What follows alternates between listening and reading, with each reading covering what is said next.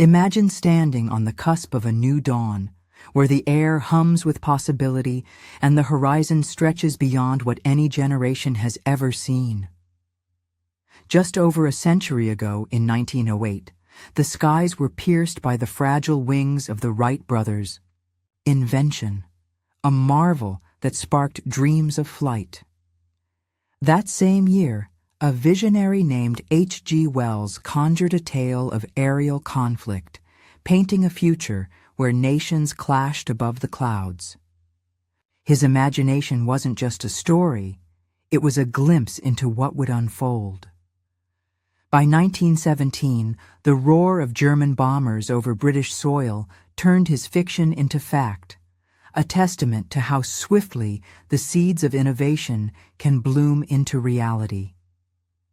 That same turbulent year, a child named Eliot was born in a quiet corner of England, destined to become a titan of speculative storytelling. Eliot Marwood, known later as a master of science fiction, wove visions of orbiting satellites, digital networks, and wearable wonders into his narratives long before they graced our lives. He once quipped that peering into tomorrow was like chasing shadows in a storm, tricky and often thankless. Yet his forecasts proved eerily accurate, from the chatter of virtual voices to the glow of screens in every home. Marwood had a sharp take on the scientific mind. A physicist past 30 was already losing steam. A biologist at 40 was creaking toward obsolescence, and anyone over 50 should stick to steering committees, not stirring beakers. But in his later years, slowed by the echoes of illness, he offered a twist. When a seasoned scholar declares something achievable, trust them. When they call it impossible, question everything. His wisdom cuts through time. Experience often sees what youth overlooks. Now picture a researcher today, seasoned at 50, seasoned enough to sidestep the lab bench, but bold enough to map the future. Consulted by lawmakers and leaders, this scientist once sketched a handful of biological breakthroughs poised to reshape security and society. Ideas so wild they'd sound like Marwood's fiction. The prediction? They'd arrive before 2035. Within months, 2 sprang to life, proving the pace of progress waits for no one. Consider the first soul to breach 125 years. They'll stand alone at first, a lighthouse in the fog of time. Soon, others will follow, first a trickle, then a tide. By the next century, a 150-year lifespan might barely raise an eyebrow. Some whisper that half the children born now could toast the dawn of 2125, not as rarities, but as the norm. Doubt it? The doubters miss the pulse of discovery. No cosmic rule caps our years at 80. Ancient texts nod to lifespans stretching. Past 180, why not us? This isn't wishful thinking. It's a road paved by science. Tools like vitality catalysts, renewal pathways, and cellular guardians are no longer dreams. They're in the works. Every day, brilliant minds uncover new keys, molecular marvels, or genetic codes to unlock healthier decades. Add to that the quiet revolutions in tailored health, where prevention outshines cure, and the simple habits anyone can adopt to awaken their body's own resilience. Longer, stronger lives aren't a question of if, but when. So, what kind of world awaits? This gift of time? Will it be a realm where the privileged stretch their years while others fade too soon, widening gaps already stark? Or a place where vitality fuels a scramble for the last scraps of a weary earth? If that's the vision, complacency will carry us there, no effort required. The flames are already flickering, yet there's another path. Imagine extended vigor as a beacon, guiding humanity toward shared abundance, harmony with nature, and a deeper kindness. Picture a world where resources once sunk into battling sickness after sickness are redirected to lift every corner of existence.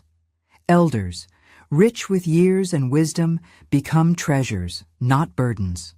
A global ethos of care takes root. This future isn't handed to us. It's forged through choice and courage. A call to seed, the future. Innovation thrives where vision meets action. History shows the market alone doesn't conjure miracles of health or fairness. It needs a partner. Public investment has long been the spark for discovery. From the first federal funds tracing disease on immigrant ships in the 1880s to the sprawling grant networks of today. Without that backbone, countless breakthroughs, medicines, devices, therapies would remain unborn. But the balance is tilting. Since 2017, private dollars have outpaced public ones in basic research, a shift unseen since wartime. This matters. Government support lets dreamers chase hunches for years before profit beckons, bridging the chasm where ideas often perish. Yet funding for the science of vitality, understanding why we age, scrapes by on crumbs, less than a sliver of the medical research pie. With populations graying and costs soaring, why isn't this a priority? The answer lies in a stubborn lens. Aging isn't seen as a foe to vanquish, but a fate to accept. Research dollars chase named diseases, heart failure, cancer, memories, thief, each a worthy fight. But aging itself? It's the root they all spring from, yet it's sidelined. One pioneer, Dr. Vera Langston, who first showed cells tire after so many divisions, put it bluntly. Curing a single illness like dementia might add mere days to life. Unravel aging, and you rewrite the story. Globally, the pattern repeats. Aging research starves while disease-specific quests feast. It's a disease, plain and simple, claiming nearly all of us in the end. Yet no nation's funding body labels it as such. Shift that view, call aging what it is, and the floodgates open. Scientists vying to tame it would stand shoulder to shoulder with those curing other ills, judged by merit, not category. Labs would multiply, talent would surge, and nations bold enough to lead would reap the rewards. Healthier citizens, thriving economies, and a legacy etched in time. Equal footing for all health shouldn't bend to age or wealth. Too often it does. A dentist might shrug at worn teeth, citing normal decline, hesitant to mend what youth would demand. A doctor might soothe a 50-year-old's aches with a pat and a "you're not young anymore," aiming to ease, not restore. This is the system's quiet bias. The young get prevention, the old get palliation, and cost decides the rest. That must end. A 90-year-old deserves the same vigor and care as a 30-year-old, no less enthusiasm, no less hope. The economics align. Healthier lives slash the trillions poured into chronic illness. Longevity therapies, pennies compared to disease treatments, could turn the tide. Studies peg the cost of extending a healthy decade at a fraction of what we spend on pacemakers or cancer drugs. Prevention trumps reaction every time. But what if longer life doesn't mean better life? If vitality lags, we'd face a gray tide of frailty, costs ballooning, not shrinking. Science leans the other way. Lifespan gains mirror health span gains. The future isn't endless sickness, it's tune-ups, rare emergencies, and smarter defenses against contagion. Think of it as trading a clunky gas engine for a sleek electric hum. Other lands prove it works. Nations like Australia weave prevention into their fabric. Strict laws, universal care, and their people thrive. Men there have gained 12 years. Since 1970, living robustly into their 70s. The elderly aren't shadows, but contributors, a stark contrast to places where health craters under neglect. The lesson? When vitality rises, so does everything else. Yet in some corners, like the U.S., abundance breeds complacency. Life expectancy dips while others climb. The gap isn't fate, it's a choice. Choosing our exit life's end should reflect its worth. Today, too many fade through a haze of decline, disease striking early or lingering late, a marathon of pain for them and their kin. Science hints at a shift. In lab creatures, longer lives end swiftly, not stretched in suffering. That's a start, but it's not enough. The right to bow out gracefully, call it dignified closure, should be universal. No one sound of mind, past 40 or facing relentless illness, should be tethered to life against their will. Rules, yes, counsel, pauses, safeguards, but not shackles of guilt. Some crave centuries, others seek 75 vibrant years and no more. Both are valid. Health span, not lifespan, is the prize. Forcing years without vigor is a hollow victory. Taming the hunger numbers don't doom us, greed might. The Earth groans not under our feet, but our appetites. We waste half our food, foul water faster than it renews, and 2050 with a need for triple today's resources. Population isn't the villain, consumption is. Technology offers redemption. Digital. Lives shrink physical clutter. Shared spaces trim excess. But food, water, energy, we're still gluttons. Solutions beckon.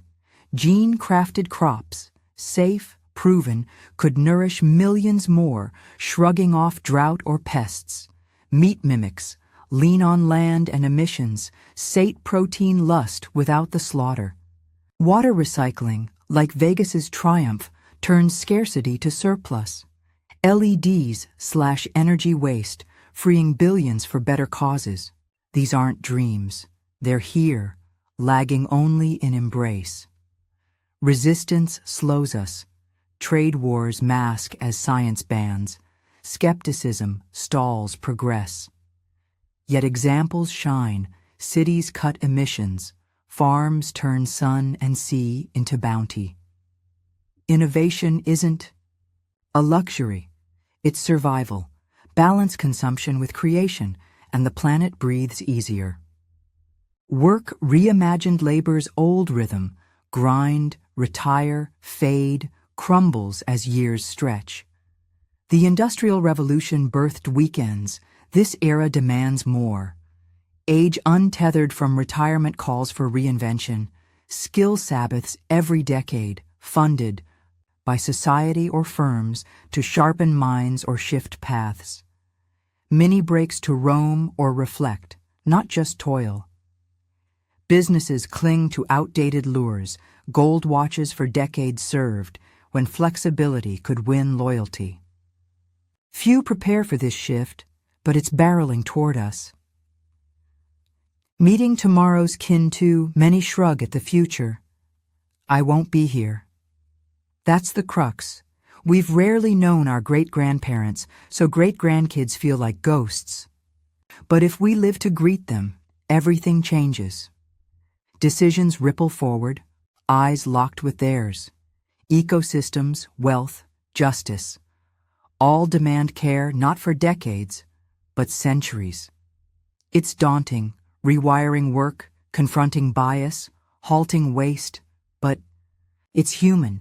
Empathy, ingenuity, unity. These will carry us to a horizon worth reaching.